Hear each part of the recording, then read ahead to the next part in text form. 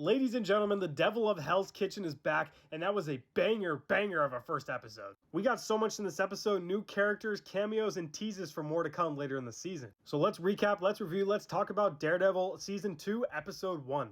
Do me a favor, if you love Daredevil and Marvel content, drop me a follow. We open the episode with Matt investigating a cargo ship with a bunch of containers on it and a bunch of suspicious people. They don't waste any time. We get Matt right away beating the shit out of these people on the boat. We also get a look at this beautiful suit, the best Daredevil suit and one of the best comic suits I've ever seen. And I was honestly surprised. I was not thinking we were going to see the new suit within 10 minutes of the first episode, but I freaking loved it. This is so beautiful. Matt finds a bunch of illegal and dangerous weapons on the boat, and later it's found out that Fisk was running that boat. He takes out the crew and ends up sinking the boat with all the weapons inside. We also get this shot of him crawling to shore after sinking the ship, and we just get this man standing there aura farming with his new shiny suit.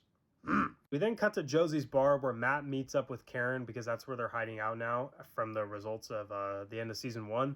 And he tells her everything about what he found on the ship. Fisk then arrives on the scene talking about the boat and figuring out that it's Matt that ended up sinking the ship and tries to do what he can, talk to his people to cover up this and make it seem like that it was Daredevil's doing. We also got a glimpse of Matthew Lillard's character. I was shocked to see him in the first episode, but I guess he has some sort of government position and is now being appointed to Fisk.